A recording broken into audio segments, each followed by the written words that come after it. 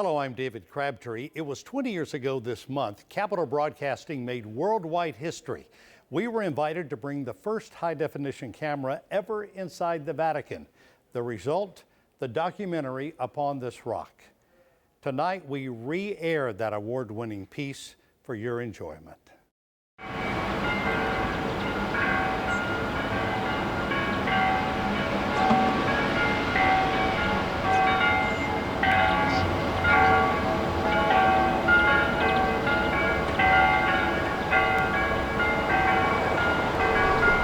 It's the one God.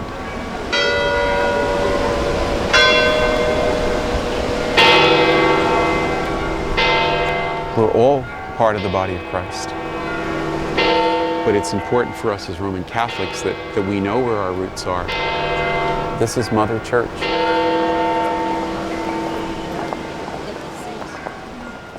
Peter said, "You are the Christ, the Son of the living God." Jesus answered, "You are Peter, the rock on which I will build my church." Let us pray.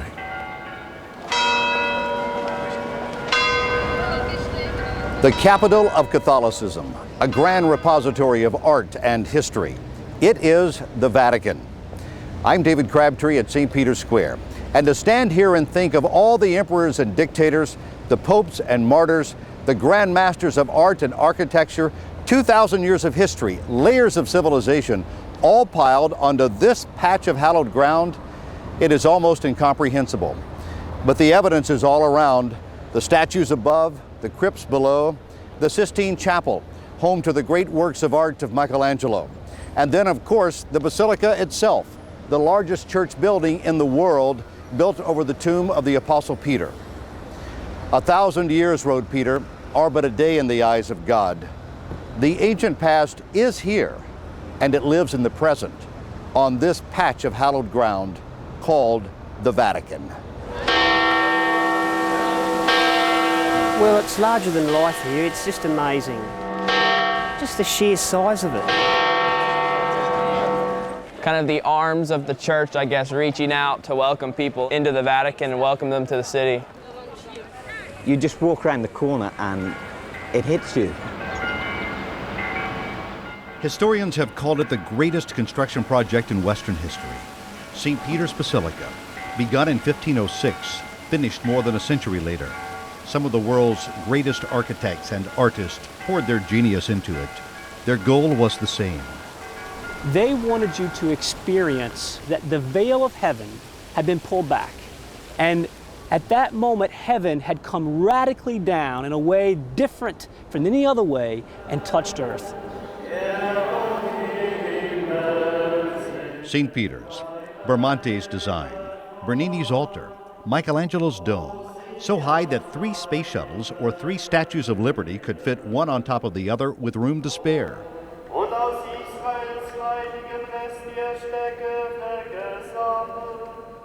There are 27 chapels in St. Peter's Basilica, 48 altars, nearly 400 statues. Michelangelo's Pietà, the Virgin Mary cradling the body of her dead son. Michelangelo sculpted it when he was only 24 years old.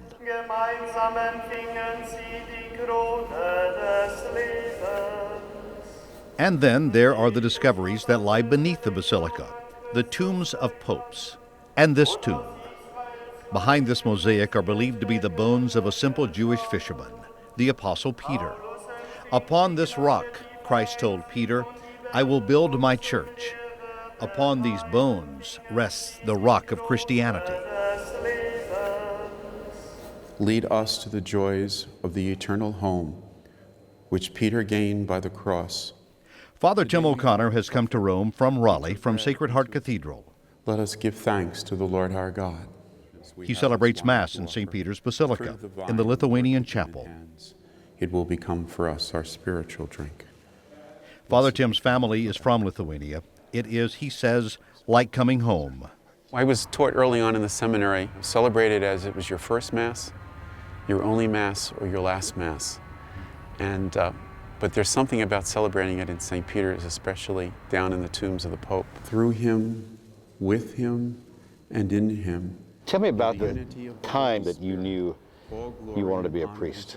I think as children, you know, people are constantly asking you, what do you want to be when you grow up? And people say a fireman, a policeman, you know, whatever. I can't remember a time when I didn't want to be a priest. But then the real struggle came in just trying to be accepted into the seminary, and I was rejected. And the rejection came because of health problems. As a child, I had a heart murmur, and this priest and I wrote a letter to the Bishop of North Carolina, and I got a letter back within the week telling me that the only heart that to him would be closed was a heart that wasn't open to Christ. That is a major rock. It's a major rock that makes you stop and think about who you are, that you're one person of a great family of God's people, but you're important. A busload of bishops and cardinals from across Europe called to the Vatican to meet with the Pope. It is a rare gathering and rare moment of relaxation. Buongiorno. Buongiorno. The meeting itself is significant news, headlined by the Holy Father.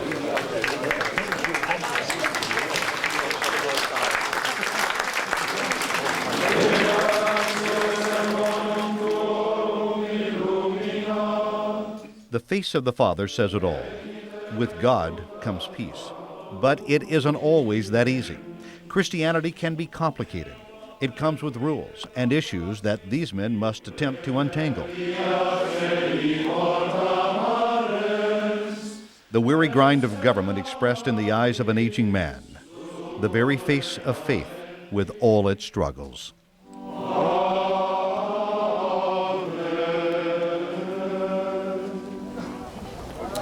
If only peace could somehow always prevail.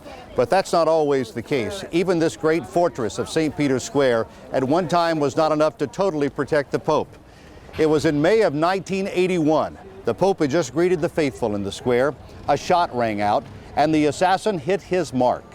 Pope John Paul II almost died upon this spot. He is almost 80 years old now and has reigned more than 2 decades, 3 times as long as the average Pope. This one man continues to attract larger crowds than anyone else in the world. To the Catholic world, he is the king. He is the king and almost God. But that he's also not Jesus Christ either. He's a man, he's a human being. You know you're in the presence of a great man, a man who has changed history. I do feel that, you know, God has chosen him and he shows us the way.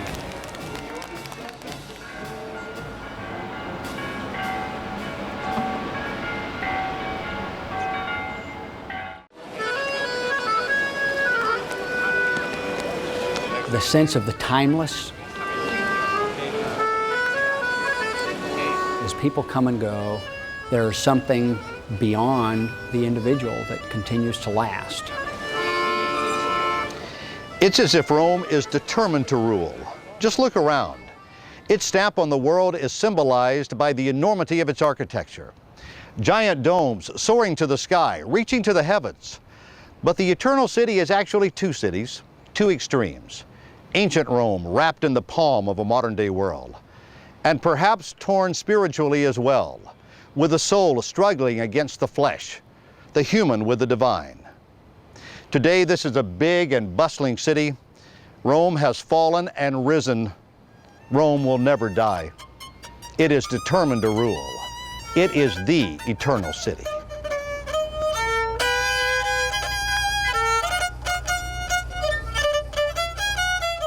You can just walk the streets and see things that are just sitting there that have been there for centuries. It's amazing.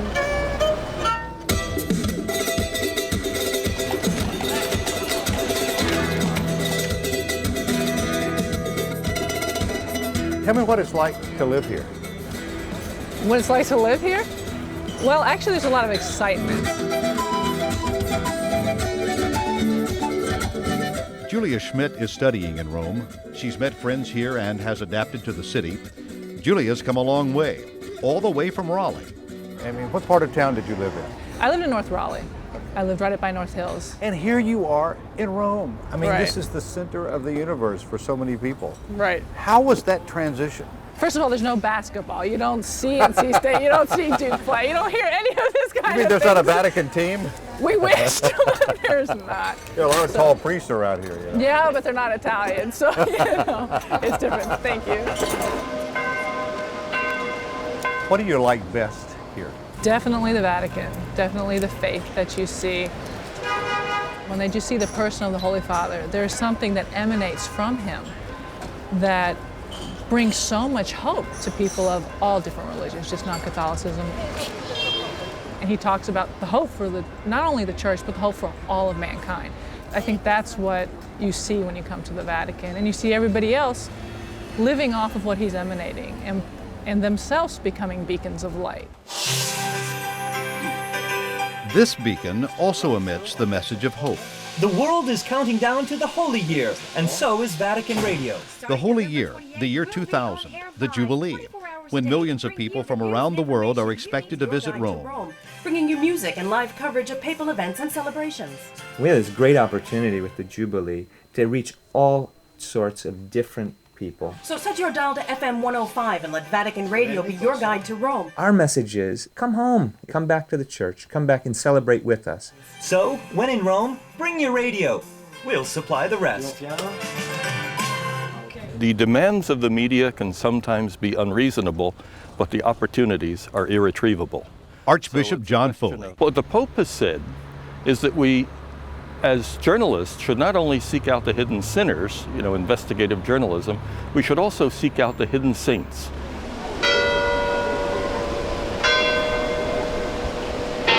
Among the many wonderful things that God has enabled human beings to discover are the communications medium. 10 million, 12 million hits a month. The Vatican website, an exhaustive resource that grew from such humble beginnings.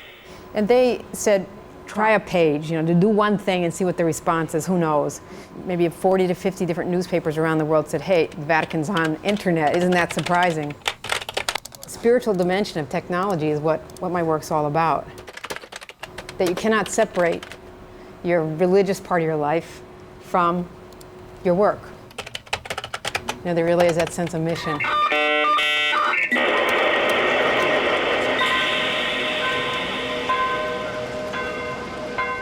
You are rock, Peter, and upon this rock I will build my church, and the gates of hell shall not prevail upon it.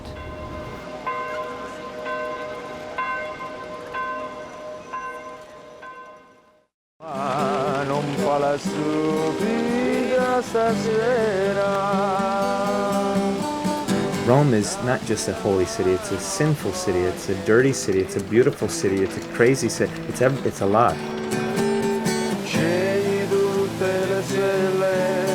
But Rome is terrible. I think Rome is full of traffic, full of cars.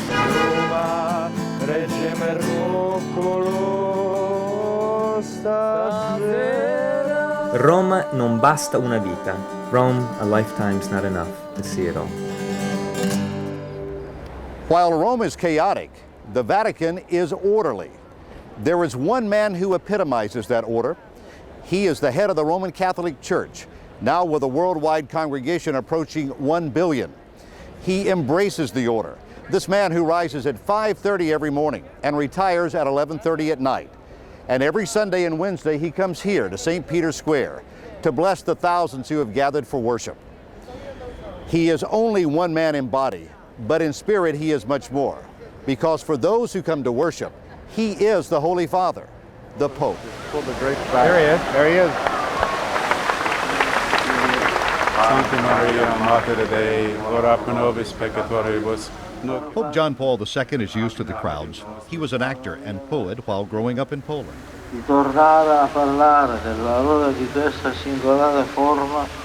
When he became Pope 21 years ago, he was the youngest one elected this century, the first non-Italian elected in 400 years, and he is the most traveled Pope in history, taking his message to the people, and the people respond. Santa Maria, Mater Dei, ora pro nobis peccatoribus.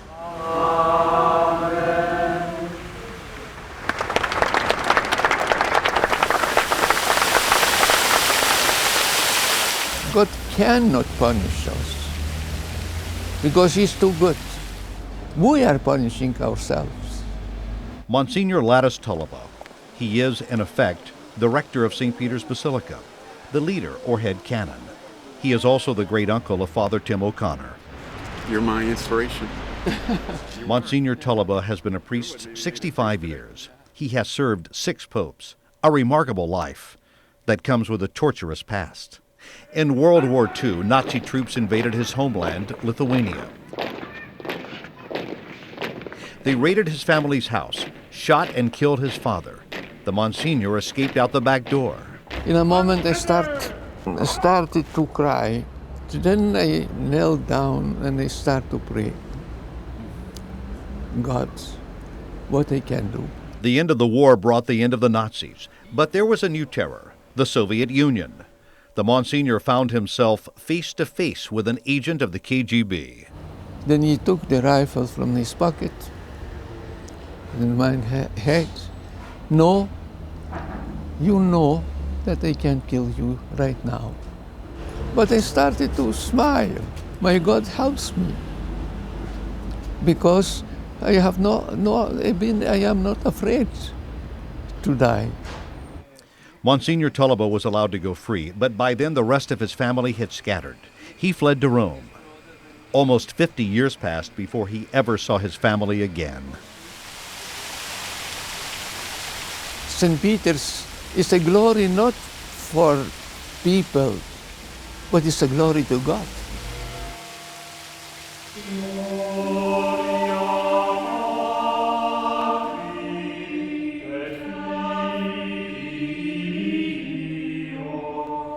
An American writer was moved to write after touring Rome, "If art touches you, if it touches some tender spot, you will never forget the art or the moment." And we have reached one of those moments as we are about to enter the Sistine Chapel, housing some of the greatest works of art the world has ever known. It is the moment and the art of Michelangelo.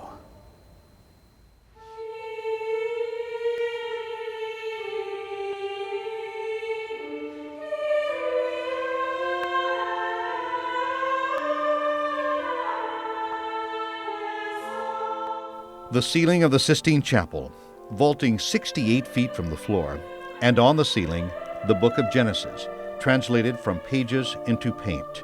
It portrays the beginning of the world and the creation of man. God's finger has pulled away slightly from Adam. He is created there. Yes, it's also a sense of letting go to do the work, but also the sense that that bonding would always be there between the Father and the Son, as we see throughout Scripture. The work is all the more amazing because Michelangelo was known as a sculptor. "Paint the ceiling," he cried, "it's not my trade." But Pope Julius II was adamant and ordered him to do the work. Michelangelo had no choice. Once he mastered the technique, he immediately fired his assistants and painted the entire ceiling by himself.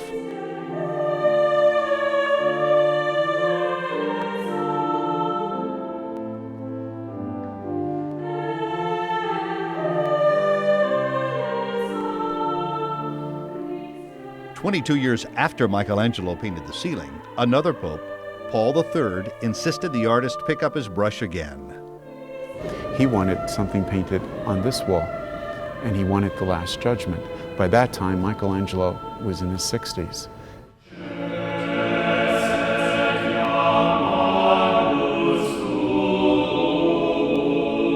Reluctantly, Michelangelo began what would become his final crowning achievement, the Last Judgment. It took him 6 years to paint. The centerpiece is God, youthful and powerful, returning to earth as judge. He summons the righteous to heaven, and on the right side of the wall, condemns the damned to hell. Christ holds judgment to the very end. So our whole life is an opportunity to be redeemed. Michelangelo's own face graces the wall, but the image is haunting.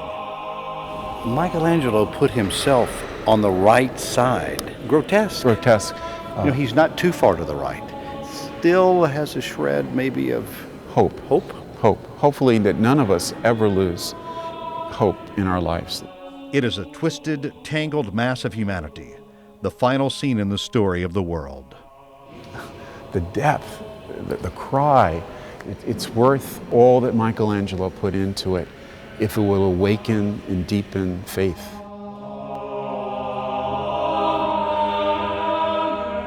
It was telling life like it really is. Father Tim, when you stand here, what do you feel? It makes me stop and think that, just because I'm a priest, that I gotta put myself in that picture. I'm one of those 400 people, and where am I? Even our best, according to Scripture, is like dirty rags. Mm-hmm. Even our best. Mm-hmm. But we're made in His image, and therefore He's going to redeem us.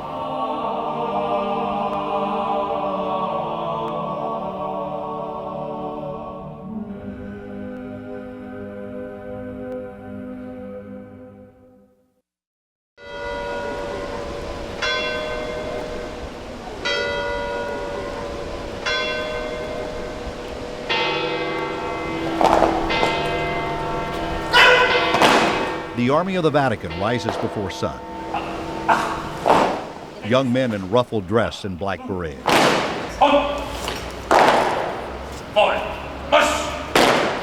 For centuries, the Swiss have protected the Pope. The Swiss because of Julius II. The Swiss army impressed Pope Julius, and in 1506 he recruited Swiss soldiers to guard the Vatican. Since then, only the uniform has changed. Color has replaced armor, puffed pants, and bright stripes.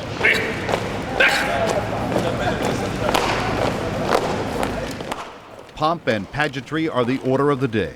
1, 2, 3, 4, 5, 6, 7, 8. It is Wednesday, the day of the Wednesday audience, when the Pope will come to the square, and the crowd is ready to welcome him.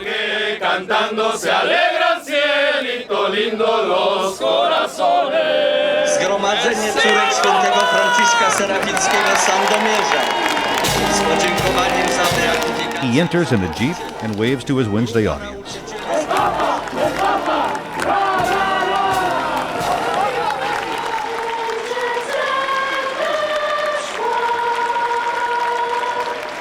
And you shall love the Lord your God with all your heart and all your soul, with all your mind and all your strength. There is no commandment greater than these. In modo totale di predilezione. He sits beneath a canopy, dwarfed by the basilica behind him, a white speck against such a bold backdrop. And yet the power of this one man, the weight of his words upon the people of the world. Charity is the heart of the entire moral law. Even when the tongue is weak, the audience is energized.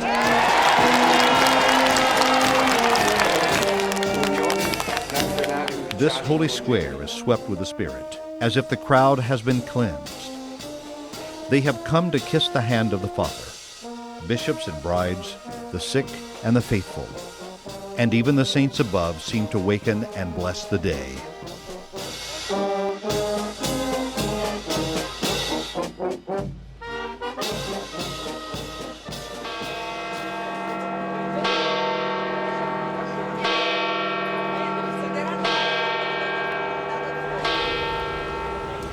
Upon this rock I will build my church. Christ's message to the Apostle Peter. This church, the Basilica, is built over the tomb of the Apostle himself, Peter, who built on the bedrock of Christ 20 centuries ago. The Vatican has risen from this ancient ground, and now Roman Catholics from around the world turn their eyes to the Holy Father. They come here, to the doorstep of the Vatican, seeking salvation. They are seeking the keys to the kingdom of heaven. And they are comforted by this magnificent and grand and sacred and holy place. And their souls are set free upon this rock.